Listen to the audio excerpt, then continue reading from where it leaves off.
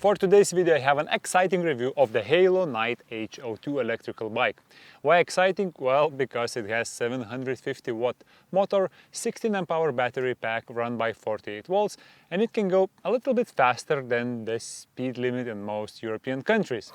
The bike has been sent to me by geekbuying.com. At the day of recording the video, the bike retails for 899 euros in Europe, and you can get a little discount if you use the code that you can find in the description below. One of the first key highlights of this electrical bike is 29-inch front and rear tires. They are equipped with these hybrid CST all-terrain tires, which are actually pretty good both on asphalt, but they will allow you to roll on a little bit of gravel roads and so on. The second key highlight of the bike is the 750 motor mounted on the rear, into the rear axle of the rear wheel. It's 3 times more powerful than the standard 250 watt motors, and it might be a little bit illegal in some of the countries, but no worries, the manufacturer adds 250 watt stickers so you can add on the motor and probably fool someone if they want to figure out how powerful the motor actually is. And the third key highlight for me is the 16 amp hour and 48 volt battery pack that's mounted right here into the frame, and you can actually remove it. The manufacturer claims that with 16 amp hour battery pack you will have enough power to ride 40 to 50 kilometers on E mode, meaning just using the thumb throttle, and that you would be able to reach 50 to 60 kilometers in pedal assist mode, and I tried to do both. For testing in E mode I didn't use the pedals at all, and I was riding full throttle, full gas all the time in various conditions, both sunny, rainy, city, out of town and so on. Riding full throttle all the time in these conditions, I never reach more than 32 kilometers, sometimes 29, sometimes 27. So I would say on average it's around 30 kilometers that you can reach in the E-assist mode. For the second range test I added 10 kilogram pannier bags on the bike, was riding almost all the time out of the town. I had tires inflated to really hard, and the pedal assist was set to level 3, which made sure that the bike is always assisting me to 30 kilometers per hour, and I felt that I did a lot of work myself. So I'm putting like moderate effort. I don't know if you are doing anything with fitness, it's like zone 2, where I can still have a conversation, but look at this cow. Yo dude, I'm faster than you. We just dropped to 0 bars on the battery and it's blinking, but it's still assisting me. The bike can still accelerate. It's much slower, it doesn't reach 30, but I'm almost at 600 meters to go. So 60 kilometers right now, and the bike managed to keep 30 kilometers per hour, which I think it's nice. I think that's exactly how I'm gonna use this bike.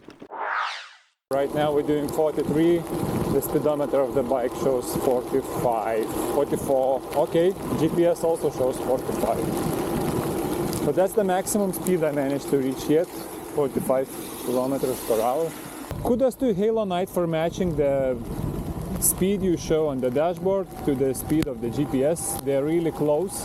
Also the distance then matches accurately, so I don't need to use any GPS device going further you to confirm my distance or speed. I can just use the dashboard, which is always nice. The 3 most disappointing features for me was, number 1, there are no inserts for mounting the bottle cage while there is space on it. I think you can install some here on the seat tube up here, and I'm not sure if you can install any on here because of the battery being inside. One particular annoyance is the rear light. It's a solar-powered portable unit that doesn't fit the seat post very well without some additional rubber spacers. So with this rubber pad, it's probably a bit too tight. And without it, it's just too loose. Well, it works after riding in the rain, but I just can't figure out why is it so difficult to add the tail light on electrical bikes that actually is integrated into the electrical system of the bike like they have for the headlight. One final thing that I'm not the biggest fan myself is a super wide and super soft saddle. It's nice for short trips in town, but it gets too soft and too annoying personally for me on the longer trip. To visualize the acceleration, I decided to compare the bike to a standard 250 watt motor electrical bike, and as you can see, the 750 watt motor is accelerating much faster than 250, but of course not 3 times faster.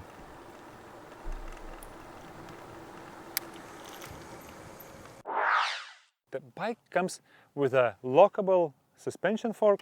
It will soften your ride when you're going over the rough terrain. It's not the greatest suspension, but you can lock it out if it stops working. The mud guards with these little flaps at the ends of them, they are really efficient when you are riding in the rain, and I did a decent amount of riding in the rain, which didn't affect the bike negatively in any ways. The rubber ergonomical handles are so soft that I think they might be a little bit too soft for my flavor. Other than that, it's really simple handlebars with Shimano shifters for 3 speeds at the front and 7 speeds at the rear. Both in the front and in the back you will find Shimano tourney for shifting the 21 gear.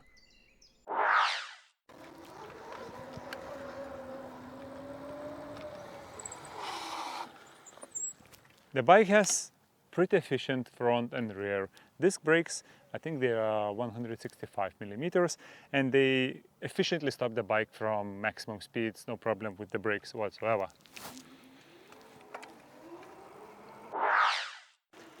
Oh, and the final thing to mention is that I am 1.91 m or 6'1" for my American friends, and the bike size, it's still good for me.